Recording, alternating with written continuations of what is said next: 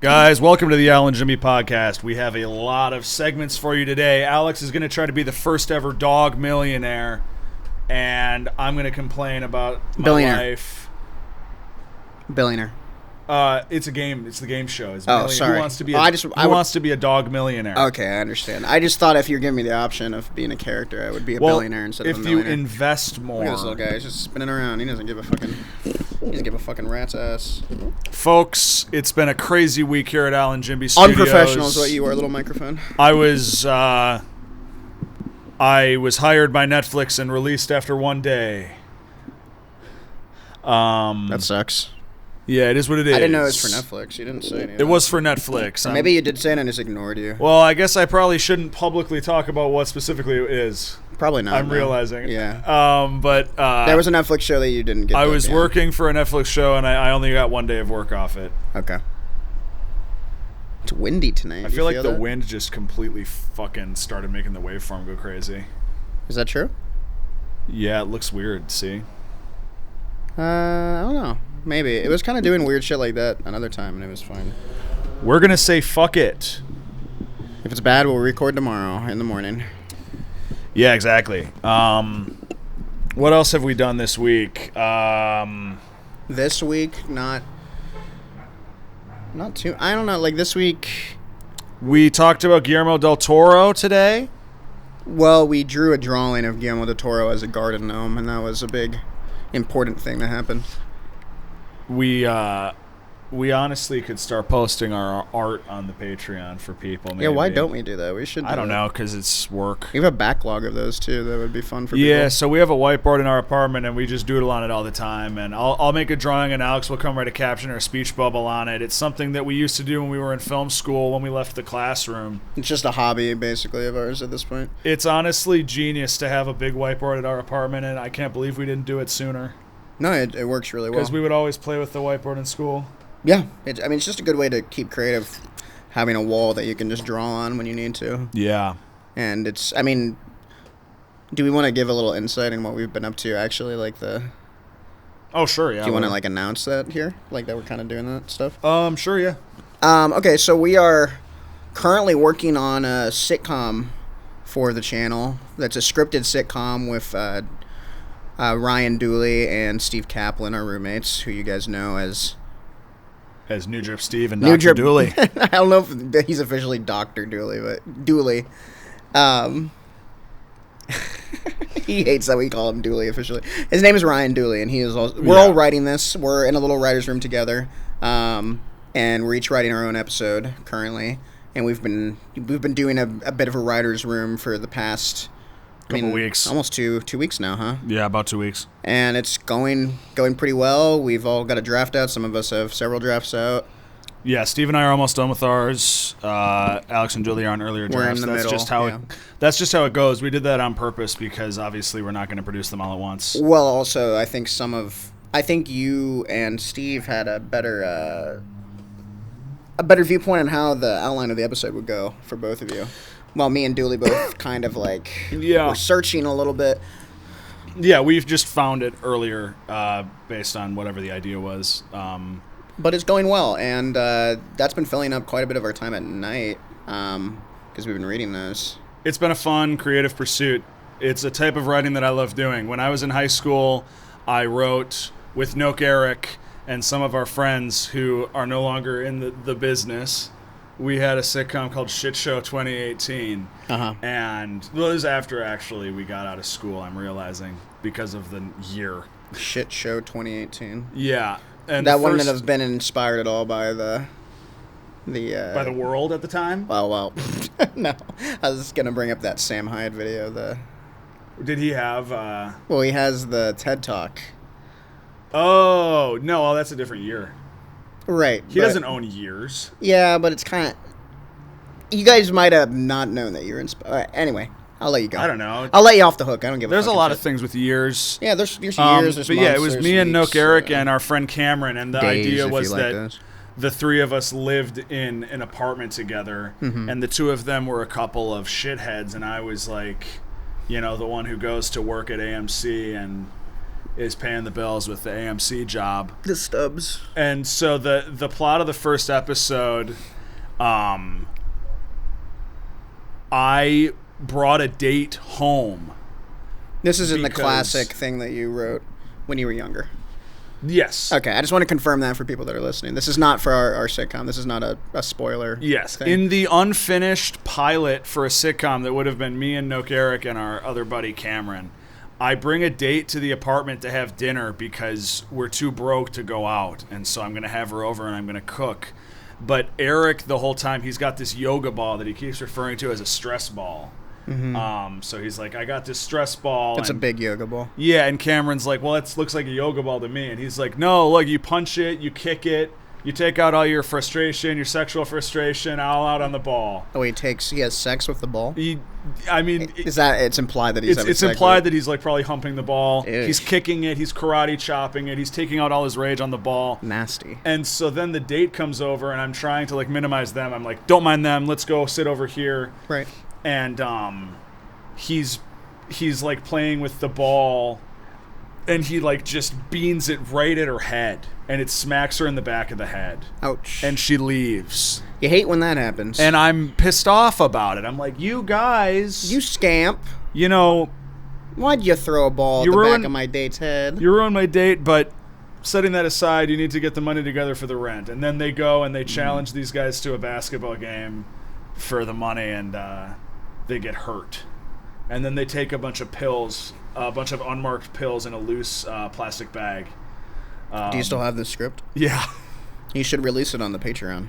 That'll be funny. I'll see if they consent to Upload that. the PDF. Yeah. If they allow it. I mean, they might want to use it in other things, who knows, but Yeah. it's all three of y'all wrote it, right? Together. Yeah. Well, it's interesting because that's a style of writing, but we also, the way that we're doing it in our writer's room, we came up with these characters, then they're all exaggerated versions of ourselves. Yeah. Dooley, we kind of fed into Dooley, can be a little anxious and very, like, persnickety about details. Jim is very much, like, working class. Honestly, you're, like, the straight man in a lot of it, I feel like, but you're also, like, sometimes, but I'm also an idiot. Yeah, you're, like, he's a little bit of, like, what would you say? Like, you're kind of, like, you're, like, partially Jerry, but you're also partially, I mean, I'm a bit of a Ross, I would say. Yeah, that's But better. also, yeah, and honestly, the thing that comes from Ross too is because Dooley has a very logical reaction to the stuff that stresses him out, whereas I feel like I'm more emotional. Yeah, probably. So I get prone to like anger, stress, sadness. And then Steve is very like we're feeding in. Steve is very like a natural masculine kind of guy, and so we're feeding into like his. If you watch It's Always Sunny in Philadelphia, very much the like archetype of like a Mac, or a. Just a macho kind of guy, but also like enterprising and has like a scheme. Yeah, so kind of like Ed and Eddie kind of thing, like the Eddie who's like making schemes but maybe he's pursuing them in a way that doesn't make any sense. And then my character is, I mean, at this point, it's just become the wild card character for whatever the craziest idea for the episode is. That's what my character ends up doing. I'm kind of like the Charlie Day, kind of like weird guy. Yeah. So that gives me an opportunity to play a lot of weird characters and scream and do all the things that you guys seem to like about me. So yeah, it's exciting. It's fun. All the episodes are very different. It's all centered around the apartment and our real life kind of foibles, issues and problems. But it's also very much its own thing. It's not directly a response to what we are going through. Yeah, it's exaggerated, very exaggerated. Like. I don't think anything in any of these episodes really happened to us. They're just fun things to do. I would say your episode is vaguely inspired by our problems with our apartment. Our apartment, yes. Because we had construction in the apartment, and we definitely. Honestly, if you took all of our episode ideas. And I'm not going to get specific because we haven't like gotten the okay from everyone, but they're all inspired by our lives, I think. I think vaguely. I mean, just like things with our identity.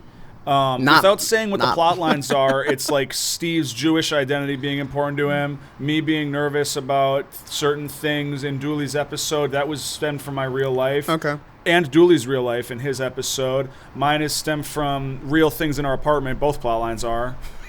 I don't feel like anything I'm doing is grounded in a sort of my own reality. You're doing God knows what, screaming in your room. That's that's just me playing a video game with my friends. Well, sure, but we don't know that. We fill in the blanks. You're like afraid of me? We fill in the blanks. We don't know what Alex is doing all day. When I yell in my room at night.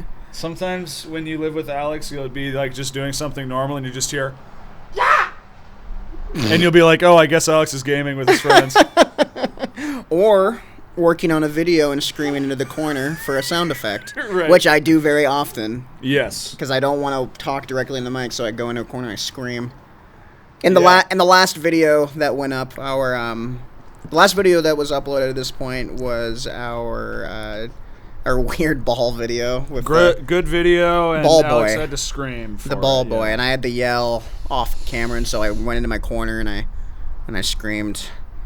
The mic was across the room. I enjoyed that. It's fun to do kind of like proximity recording in a way to make it sound more realistic, as opposed to like getting right up in it and then just throwing effects on it. It makes me feel better. Yeah. When you're actually recording a bit of reality. Sounds better too. Yeah, for sure. You're just getting, instead of putting an effect on it, you're just getting the real dynamics in the room. I also want to clarify too, like, sometimes I feel weird being like, that was a good one, that was a good video, because I don't want to seem like braggadocious. But I think when you're making videos like this, and, you know, as Joel always says, like, do it. Just, like, make videos if you're inspired, if you're creative. But, like... Joel Haver. Yeah. And I would say, like, whenever you get done with a video, you know if it feels like a good one or if it feels like kind of an okay one that you just kind of got through. Yeah. Like, there are ones where you're like, oh... That's money. Like when you're shooting a basketball and you like feel like it's gonna go in. So I have some shit in my pants. You just have that sixth sense about like if you're doing good work. Like if you're playing basketball, is that what you're saying? Yeah, and you like know the shot's gonna go in because it felt good leaving your fingers. I understand. Okay. It's like some videos. It's like some videos feel better than others. We'll see what people say if people like it, but it feels like good work. I'm proud of it. Yeah, it's a fun one because it's very simple. Yes, which is good. We get in our own way sometimes, making it too complicated. We're in conflict. Yes, immediately from the get-go, which is perfect, which is good. So it's immediately just funny because we're both trying to do different things, and I like that we got to pull in one of our buddies that we haven't worked with in a while to Tommy, do just a silly character. Our friend Tommy Marshall, and we have a central prop that just makes it more specific. He was the TurboTax, the representative for TurboTax. Yes, TurboTax Tim is what we call him. And Tommy's obviously such a funny guy that we don't get to talk to as much anymore. Yeah, he did a great job, and so it was a fun one for a lot of reasons, I think. Yeah, and when those pieces come together, you're just like, you know, you just feel proud, and I mean, people have been responding well to it also. Yeah, people enjoy it. It is just kind of a feeling. Yeah. Oh, you know what's fun that I can say on the pod here?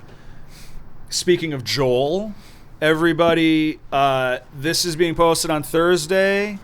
Joel's new movie is getting posted Thursday or Friday. It's February feature film. He doesn't want people to really say much about it beforehand publicly, but watch it. I'm in some scenes. You're in the film. Make sure you go check it out. I assume people that watch us probably also watch Joel, but if you don't, or if you don't usually see the features, I mean, just check that out. Yeah, just look up Joel Haver. It'll be on his channel. Yeah. Thursday or Friday. Thursday or Friday, yeah. So by the time... Oh, my God, what a crazy close airplane. Helicopter. You don't see that. It was a helicopter. That's why it sounded so much lower. Okay.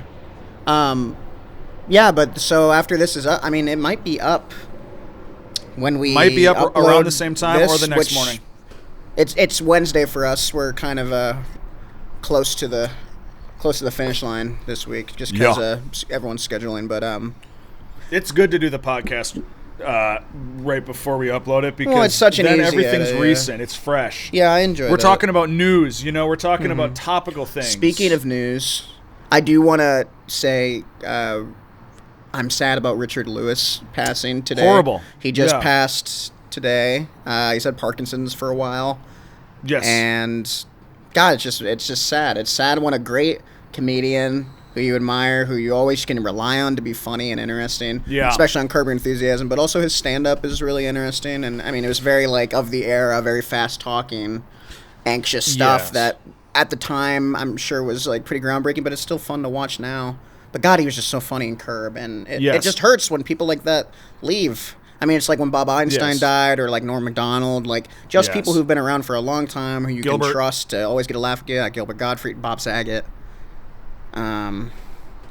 It just was. It sucks, and with Richard Lewis specifically too. I mean, it coinciding with the last season of Curb does affect how it hits me. I feel like because it's like when a show's ending, you're like, yeah, well, there could always be more, or they'll do other things, or what's the next show, or whatever.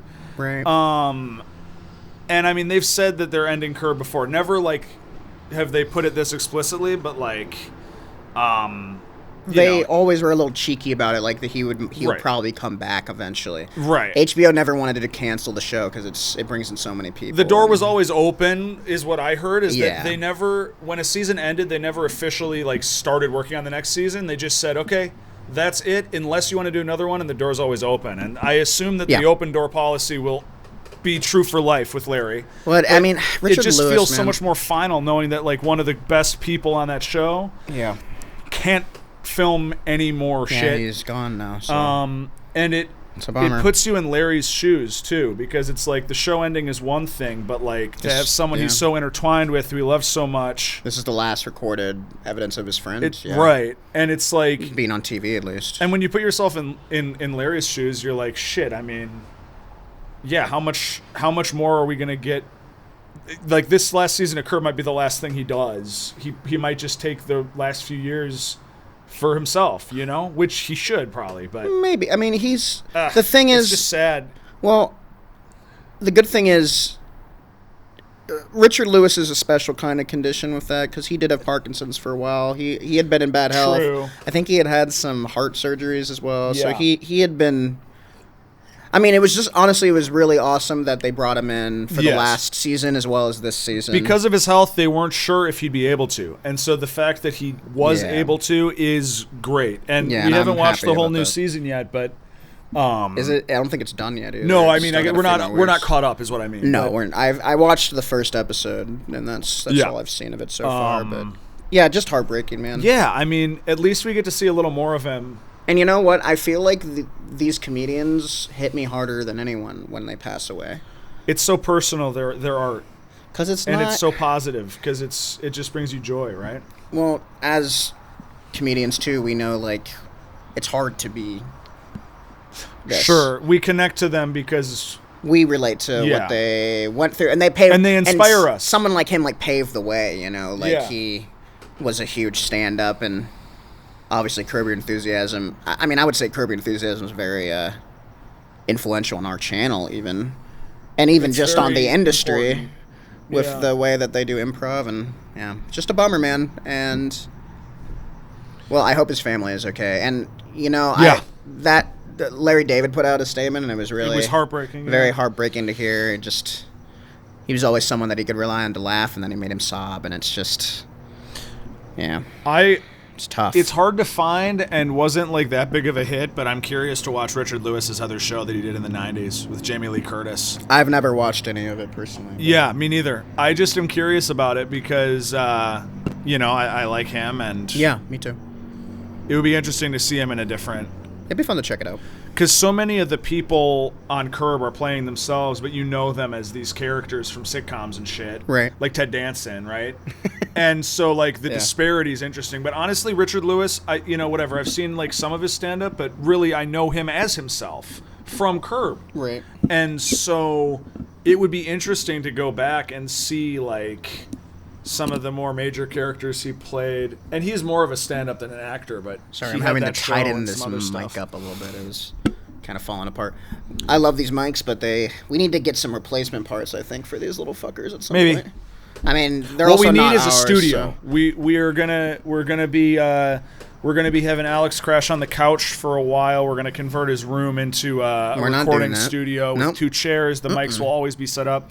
Every time we record a podcast, we got to get all the shit out of like this bin, and we got to set all the shit up. Boop, boop, plug it in. We're not gonna convert my room into a studio. Okay. Here's an actual pitch. Yeah. How about we convert You in Dooley's bathroom. Can I shower in your bathroom? No. Where am I going to shower? Sink somewhere. We have a front sink you could use. There's probably a compromise here that we're not finding. Like what? You got a better idea than... Dooley's room. You're going to shower in Dooley's room? No, we're going to put the studio there. Oh, I thought you were going to like set up a bucket system in Dooley's room. I think would be a good idea. I could probably do that. Dooley's gone a lot. He goes to the gym for hours. He would never even know that I was taking showers. Yeah, Dooley's like at the gym and like mysterious dates. Yeah, he goes to get a protein shake, disappears for 8 hours, you know. And and then he gets home and he's like, "Oh, while I was out, I got distracted and started doing some other shit, and then I was gone for like 8 or 10 hours." In that time, you could definitely set up a few buckets. Right. Do your showering. One clean with up. soapy water, one with clean water. Yeah, just one pour for me them. to stand in. Yeah, well, 3 buckets then. It's not that bad. I can water. have 3 buckets. 2 hot water, 1 larger bucket, so you got to make sure that it fills. They would fill both buckets or fit both buckets. You know, make sure you got the right milliliters. There's also this balcony is pretty secluded. If any of us ever wanted to just bring a sponge out here and strip down. Yeah. Okay, so I think we found our solution. It's time to see if Alex can become a dog millionaire. Alex, are you ready? Sure. You're familiar with Who Wants to Be a Millionaire? Yes. You have 3 lifelines. Who are my lifelines? First, phone Steve is your first lifeline. I can call Steve. Or, I mean, honestly, call a friend. Just call anybody. And put him on speaker and we'll record it, okay? So you have a lifeline. You can call a friend. Okay. You have 50-50. 50-50, I'll eliminate 2 of the options. All right. So that it'll be down to 50-50. The other one is ask the audience. How do we do that? How do we port that over to this? I could ask you. I could just ask you. I mean, I know all the answers, but... yeah, I just get 1 free answer, maybe. Or you just get rid of that lifeline. It doesn't matter. I feel like... I'll be fine. You deserve one other lifeline. Just give me 2 phone calls. Okay, sure. Two phone calls to give 2 different. There has to be 2 different people. Phone calls, yes. Okay, are you ready for your $1 question? Yeah. If you have a male dog and a female dog, and you let them fuck, and you put them in some sort of pasture where all the dogs and the puppies that come can fuck and reproduce and continue to reproduce. You don't want the puppies to fuck. When they grow up. Whatever. Yeah, okay. How many dogs would you have after 6 years? A, 600. B, 1,800. C, 66,000. Or D, 16 million. What the fuck did you even ask me? What? I got so confused. What? If you started with 2 dogs... 2 dogs. Let them reproduce uninhibited. And the puppies as well reproduce uninhibited. How would I know any of the numbers then? What I'm saying is that you start with 2 dogs and then they start fucking as fast as they can. And they just have unlimited dogs? How am I supposed to track how many dogs they're having? I'm saying approximately how many would you have after 6 years? 600? 1,800? That doesn't make any sense. Of course it does. How does... Alex, what I'm saying is in a closed environment that begins with 1 male and 1 female dog. What, this is like there's statistics about this? I'm just saying at the rate that dogs can repopulate, Alex. What? I don't understand. If you started with 2 dogs and went from there, reproducing as quickly as possible, how many dogs would you have after 6 years? 600, 1,800, 66,000, or 16 million?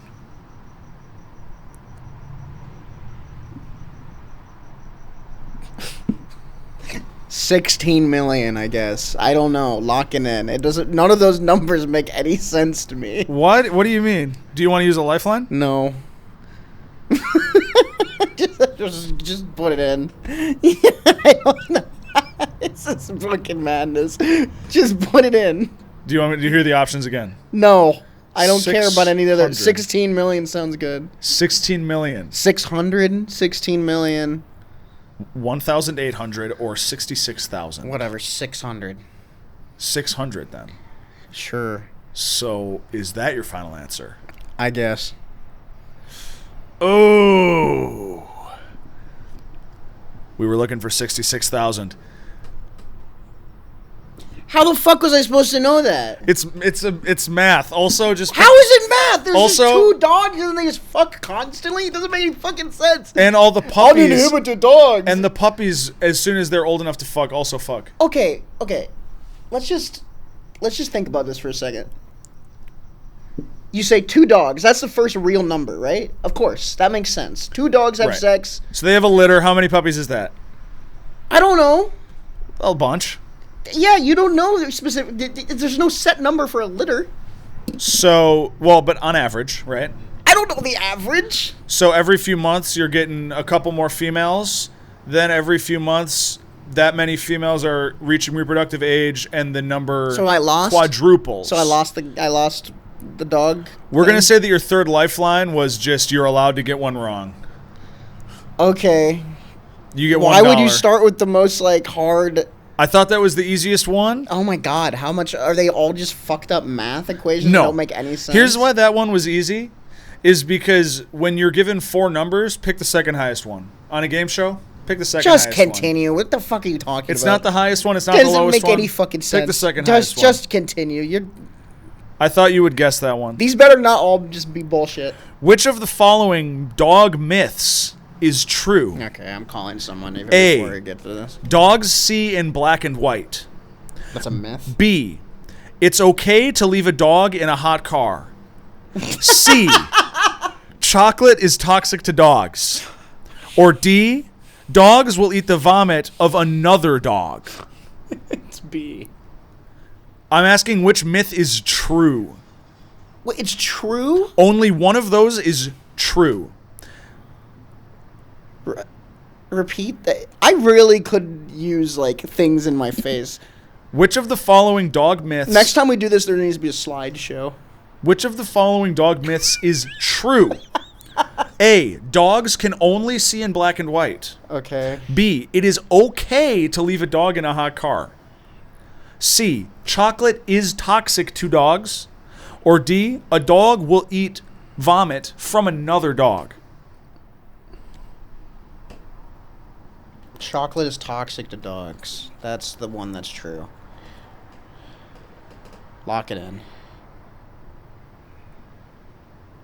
Is that right? Yes. Okay. Okay. I'm awesome. I'm going to list 4 movie dogs. So I got $10. How many dollars? $10. I have $10. Do I get 100 in the next one? Yes. Okay. I'm going to list you 4 movie dogs. Great.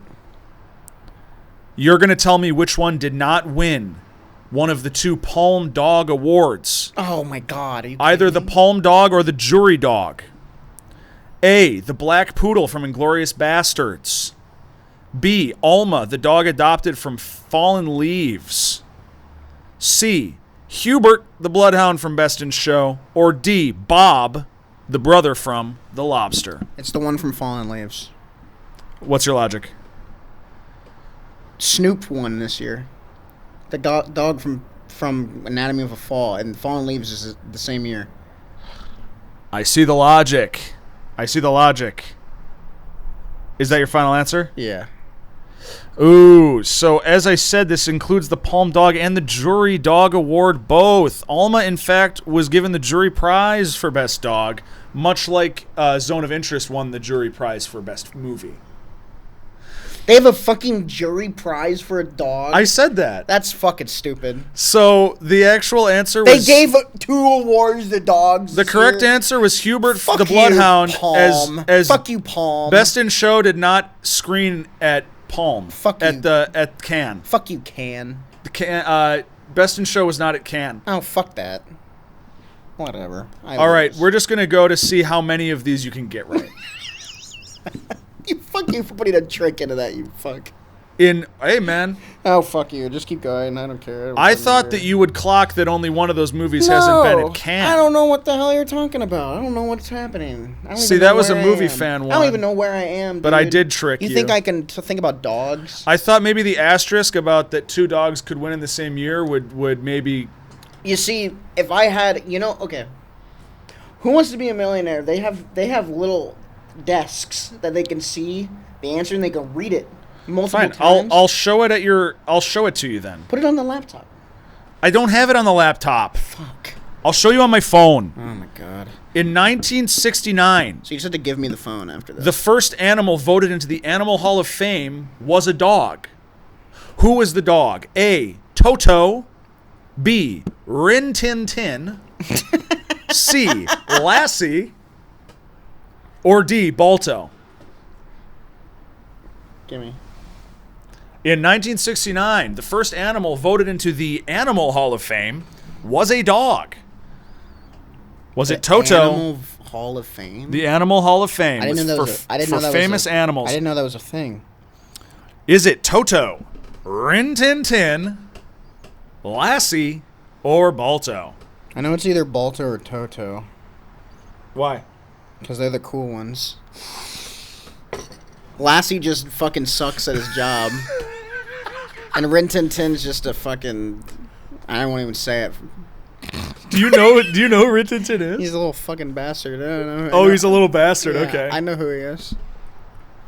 I know who Rin Tin Tin is. I know who Rin Tin Tin. You don't want... I guess I'll do... You don't want to use a lifeline? do 50-50. 50-50? Yeah. I'm going to eliminate Toto and Balto. Oh, what the fuck? Rin Those- Tin Tin then. Put him in. Fuck Lassie. Lassie's a fucking prick. Correct answer was Lassie. God fucking damn it! Are you fucking kidding me? Lassie? You give Lassie the first ever dog award, you fucking idiots? You goddamn hacks? You fucking hacks? Dude, people... Better than Toto, Balto, and fucking Rin Tin Tin's crazy ass? Are you crazy? Are you fucking kidding me?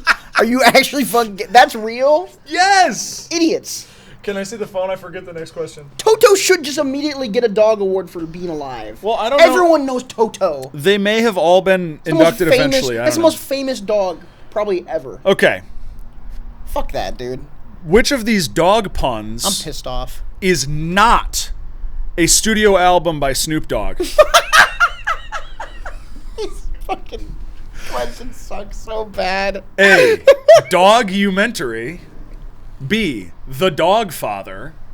C. The Dog Cabin. Or D. Doggy Style.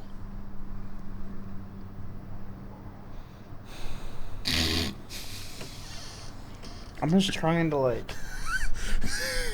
I'm just trying to like focus on this fucking insane shit. Doggy Style is definitely one of them.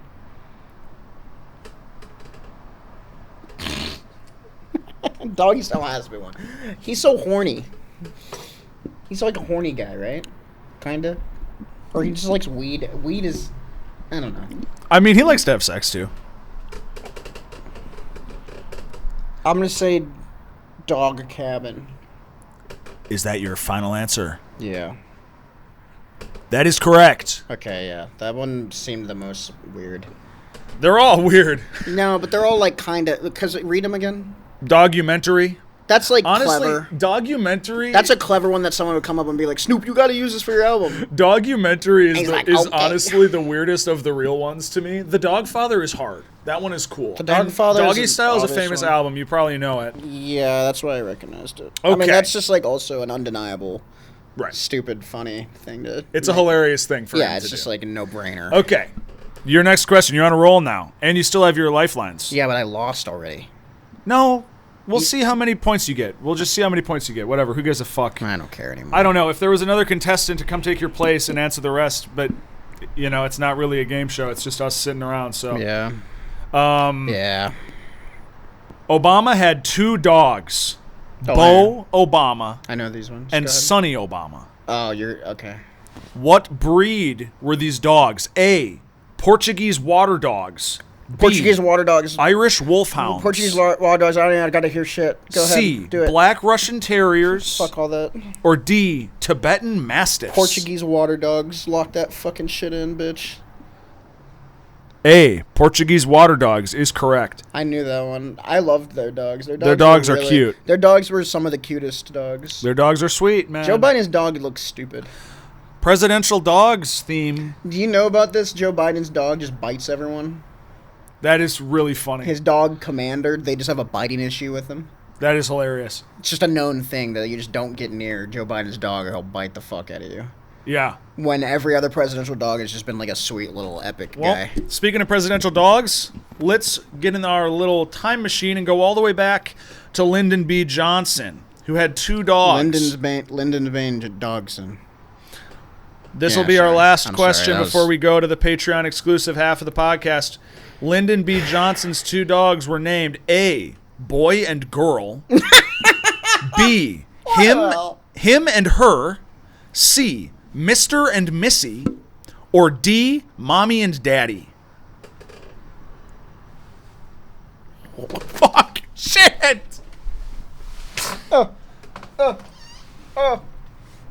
It's such an awkward angle. You have to lean forward. I know, it was an awkward angle, though. I'm fat. I'm sorry, buddy. Oh, it's okay. I'm portly. It says what it is. You're good how you are, bro. That's the thing. Thanks, bro. That's the thing about you, bro. Okay. Boy or girl, him or her, Mr. and Missy, dog or dad or mom. Daddy or mommy. Mommy or daddy.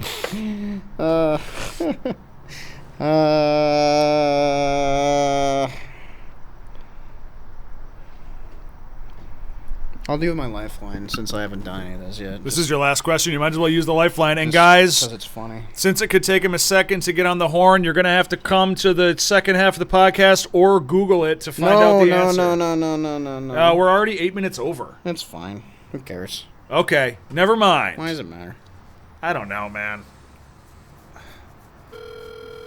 I mean, nothing really matters a ton. I'm calling Jared. Your call has been calling Ethan instead. What a fucking... Ethan might be at work. What is he doing for work? I don't think I'm allowed to say. Okay. Because we're in entertainment. And yeah, okay. He probably wasn't even supposed to tell me. You can ask him later. I'll try to call him and see what happens.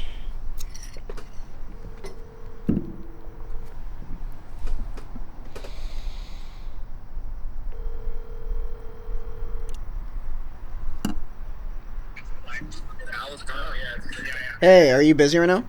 I'm at work and yeah. Okay, I'm gonna hang up and let you go then. Can I do anything for you? Well, I'm on a game show right now and I needed a lifeline. Oh, really? Yeah, I'm on a game show right now. I could win money if you help me out. What's the question? Okay, the question is, Lyndon Baines Johnson, the president, had 2 dogs, right? And the question is, was the dog's name Boy and Girl? That's the first one. Him or her. Mr. and Missy. Or Mommy and Daddy. Dude, you know who would know the answer to this is Joey. Joey? I should call Joey? Okay, I do have another lifeline. So I'll hang up and I'll call Joey. I actually have another lifeline to call, so I can just hang up and call him instead. You can use your other Okay, see you later. Okay, hopefully Joey picks up. Yeah, well. We're getting somewhere. Yeah. Alright, you better pick up, Joey, or else we're gonna have fucking issues. I'm gonna be fucked if you don't pick up.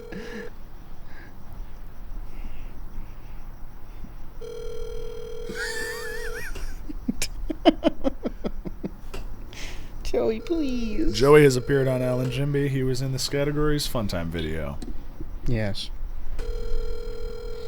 Ethan is a member of the sketch comedy group Sigmund and Stanley and has been in 2 Alan Jimby videos. 3. He was in the 3. Oh, 3. Yeah. Fuck. Okay. Well, He was in White Morpheus. Maybe I should have just let Ethan go. You got other friends that would probably know it. Well, I mean, what time is it? I'm just gonna call Ethan back. You could call. I mean, Ethan is at work. You could call Dooley. He's a history buff. He might actually know it. That fucking freak. You could call. That fucking. You freak. could call Nelman. He's a good old American boy. He's like in Guatemala right now or some shit. I don't know where he is. He's in another country. I forget where he went, but he's in another country. Oh, okay. Hey, Ryan. Yeah. Okay, I'm on a game show right now, and I need your help. Okay, what's up? What's the question? Okay, Lyndon Baines Johnson, the the president, you're aware of him. Yeah. He had 2 dogs. Oh, fuck. Are you aware of this? I'm aware of the dog. I'm aware of the existence of the dogs. Yeah. Okay. What were their names? Boy and girl is the first one. The second is him and her. The third is Mr. and Missy. And the last one was Mommy and Daddy. I think it's him and her. Him and her? That's your gut. That was kind of my gut, too. Okay, yeah. Okay, Dooley. Keep Dooley on the line. Okay, I'll keep you on the line, Dooley. Can you hear me, Dooley? Please keep me in line. Dooley, can you hear him? Yeah, I can hear Jim. Okay. Alex, are you trusting I'll Dooley? lock it in. I trust Dooley. Is that your final answer, you guys? Why not? Dooley, you just helped Alex be a dog millionaire, my friend. That's correct. Thanks. That's correct. All right, see you That's later. correct. Thank you. That's correct. That's correct. Lyndon B. Johnson, the least creative dog namer of all fucking time. So I missed 2 of them? 3 of them? I don't know. We'll say you're a dog bone millionaire. I missed the stupid fucking Lassie question. I watched Slumdog Millionaire this week. I missed the trick question with the fucking the movies. Yeah. I got that one. I didn't get the first, so I missed 3. 3 out of 1, 2, 3, 4, 5, 6, 7. So I guess I got You passed. more than half. You passed, we'll say. So maybe you give me 500,000 and we call it even. I feel like that's worthy of that. Guys, if you want to hear us do some jokes and some scene work and some funny stuff and some great stuff, Some make hilarious, sure epic. you can only find it at the Patreon now, folks. We're moving on. All right, see you later, guys. Love you. Thank you for watching. Have a jolly New Year's Eve and a wonderful Christmas. Goodbye.